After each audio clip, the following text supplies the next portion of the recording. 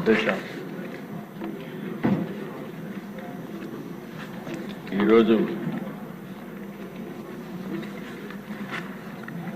అతి ముఖ్యమైనటువంటి ఒక 2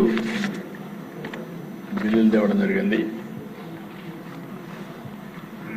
ఒకటి Andhra Pradesh prevention of dangerous activities of bootleggers, dacoits, drug offenders, goondas, immoral traffic offenders and land grabbers act 2024.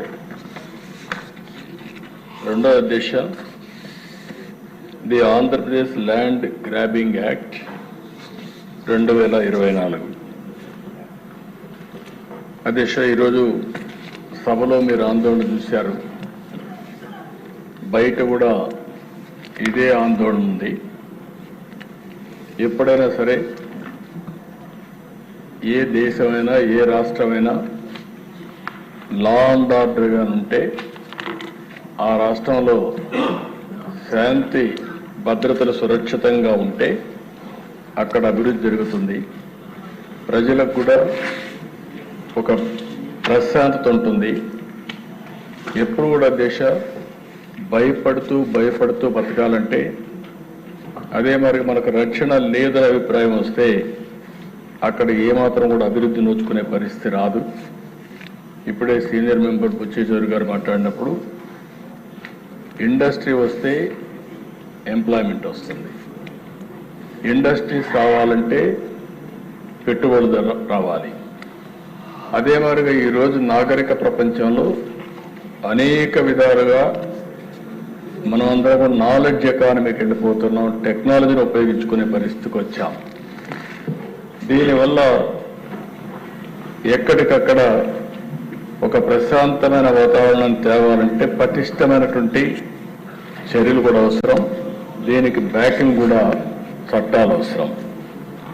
అందుకే నాకు అనిపిస్తుంది ఈ 2 చట్టాలు నేను 5 నెలల నుంచి చూస్తున్నాను అధ్యక్ష.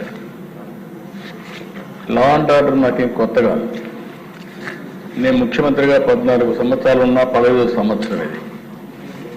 దీనికంటే చాలా క్రిటికల్ పీరియడ్. ఏదైతే 95లో నేను ముఖ్యమంత్రి అయినప్పుడు హైదరాబాద్ చుట్టుపక్కలనే తీవ్రవాద సమస్య ఉండేది. హైదరాబాద్లో మత విద్వేషాలు, మత కలహాలు ఉండేటివి. రాయలసీమలో ముఠా కక్షలు ఉండేటివి. విజయవాడ లాంటి నగరాల్లో రౌడీజం ఉండేది. ఎక్కడికక్కడ ఆ రోజు చూస్తే అధ్యక్ష గల్లీకి ఒక రౌడీ తయారయ్యాడు. ఆ రోజు నేను ఒకటే ఆలోచించాను, ఈ రాష్ట్రంలో లా అండ్ ఆర్డర్ ఉంటే తప్ప పెట్టుబడులు రావు. ఆ రోజు నేను ఒక పక్కన ప్రజల్ని చైతన్యవంతులు చేశాను. నేను ఏ మీటింగ్కి పోయినా లా అండ్ ఆర్డర్ యొక్క విశిష్టత గురించి, అవసరాన్ని గురించి పదే చెప్పేవాడిని. ఒక ఫ్యాక్షన్ వల్ల కుటుంబాలు ఏ విధంగా నాశనం అయిపోతున్నాయో వివరించి చెప్పేవాడిని.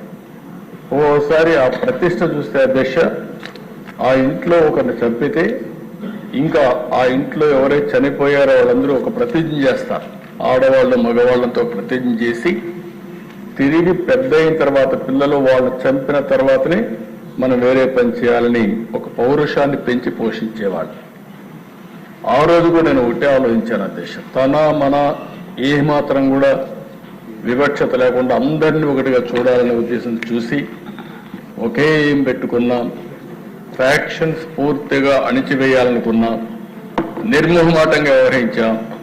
పోలీస్ అధికారులు కూడా చాలా పటిష్టంగా పనిచేయడానికి ముందుకు పంపిస్తే నేను గర్వంగా చెప్పగలుగుతాను అధ్యక్ష, సమైక్య ఆంధ్రప్రదేశ్ నేను ముఖ్యమంత్రిగా ఉన్నప్పుడు ఏదైతే ఉక్కు పాదం ముఠా నాయకుల పైన పెట్టామో దానివల్ల ఈరోజు రాయలసీమలో ముఠాలు లేకుండా చేయగలిగామని చెప్పి కూడా నేను మీకు తెలియజేస్తున్నాను.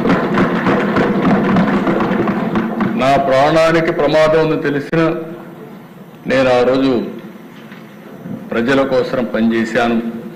ఆ విధంగా చూస్తే మీరు మత కలహాలను కూడా కంట్రోల్ చేశాం.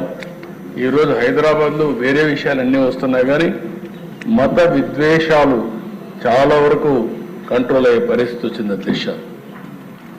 ఇక్కడికి వస్తే అధ్యక్ష ఓసారి బాధ ఆవేదన ఇస్తుంది. ఇక్కడ సమస్యలు చూసినప్పుడు ఈ సభ ద్వారా ప్రతి ఒక్కరు కూడా అర్థం కావాల్సిన అవసరం ఉంది. ఈరోజు రాష్ట్రంలో ఒక వారసత్వంగా కొన్ని సమస్యలు వచ్చాయి. గంజాయి గడిచిన 5 సంవత్సరాలుగా దేశంలో ఎక్కడ గంజాయి దొరికినా దానికి మూలాలు ఎక్కడి నుంచి వచ్చాయంటే దానికి చిరునామాగా ఆంధ్రప్రదేశ్ వచ్చే పరిస్థితి వచ్చింది. విశాఖపట్నం అనే పరిస్థితికి వచ్చింది. చాలాసార్లు పోరాడాం.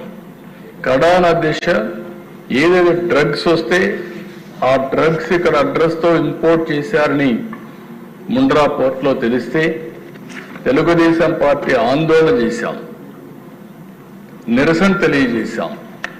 నిరసన తెలియజేసిన పాపానికి తెలుగుదేశం పార్టీ పైన ఆఫీస్ పైన అటాక్ చేశారు. అంటే ఎక్కడికి పోతారో మనకు అర్థం కాని పరిస్థితి. 5 సంవత్సరాలు ఒక్కరోజు కూడా గంజాయి పైన లేకపోతే డ్రగ్స్ పైన సమీక్ష చేసిన సందర్భమే లేదు.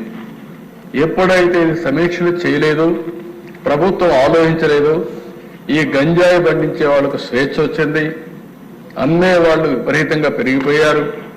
దీనివల్ల ఇది మీరు చూస్తే అధ్యక్ష ఏదో మారుమూల ప్రాంతాల్లో కాకుండా ఇండ్ల దగ్గర కూడా గంజాయి పెంచే పరిస్థితికి వచ్చారు కొంతమంది. అంటే ఒక లెక్కలేనితనం వచ్చే పరిస్థితికి వచ్చింది. చాలా భయంకరంగా తయారైంది. అయితే అధ్యక్ష ఈరోజు మనందరం గుర్తుపెట్టుకోవాల్సిన అవసరం ఉంది. ఎక్కడైతే గంజాయి ఉంటే గంజాయి తీసుకున్న వ్యక్తికి భార్యకు తల్లికి వ్యత్యాసం తెలియదు. ఆ విషయం మనం గుర్తుపెట్టుకోవాల్సిన అవసరం ఉంది. అలాంటివి ఇక్కడ జరిగే క్రైమ్స్ అన్నిటి కూడా మీరు చూడండి. ఎక్కడ ఏ క్రైమ్ జరిగినా దాని వెనకానగా వెళితే గంజాయి బ్యాచ్ అంటారు. ఆ నెట్వర్క్ కూడా దిశ నేను ఎప్పుడూ ఊహించలేదు.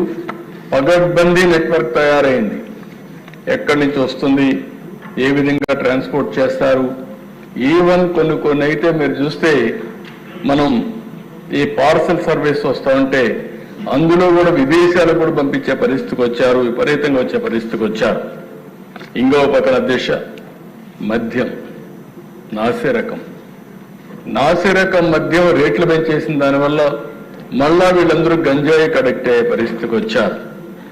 డ్రగ్స్ అధ్యక్ష ఎక్కడ కాలేజీలు ఉంటే ఆ కాలేజీ పరిసరాల్లో కూడా వెళ్ళిపోయినాయి, కాలేజీ కూడా వెళ్ళిపోయినాయి. అంటే ఏ విధంగా ఇది పెనిట్రేట్ అయిపోయిందంటే నేను ఎన్నికల ముందు చాలాసార్లు చెప్పాను, అన్ని సమస్యలు కంట్రోల్ చేయగలుగుతాం, లా అండ్ ఆర్డర్ కూడా